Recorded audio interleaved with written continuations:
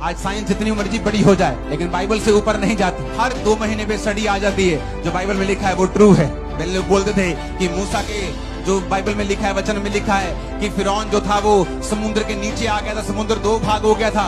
मूसा तो अपने लोगों समेत निकल गया, लेकिन फिरौन समुद्र के बीच में दब गया था। जब वो निकल गए तो समुद्र वापिस वैसा ही हो गया था। कहते ये झूठ है। कुछ साल बाद जब स्टडी हुई तो उस समुद्र में 2000-4000 जितने भी साल पुरानी वो थी, तलवारें वहां से निकली, फिरौन के हथियार वहां से निकले, उनके फॉसिल्स, उनके जीवाश्म वहां से निकले।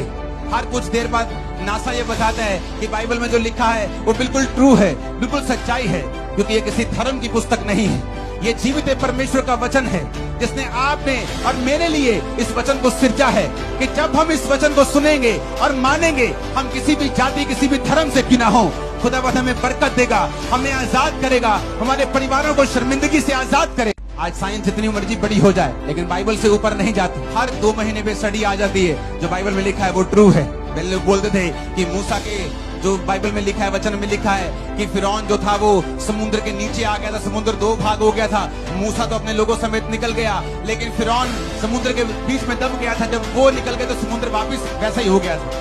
कहते ये झूठ है।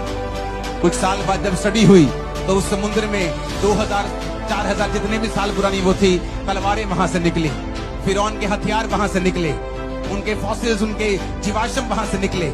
हर कुछ देर बाद नासा ये बताता है कि बाइबल में जो लिखा है वो बिल्कुल ट्रू है, बिल्कुल सच्चाई है, क्योंकि ये किसी धर्म की पुस्तक नहीं है। ये जीवित परमेश्वर का वचन है, जिसने आपने और मेरे लिए इस वचन को सिरजा है कि जब हम इस वचन को सुनेंगे और मानेंगे, हम किसी भी जाति, किसी भी धर्म से क्यों ना हो, खुदावंद हमें बरकत देगा, हमें आजाद करेगा, हमारे परिवारों को शर्मिंदगी से आजाद करेगा।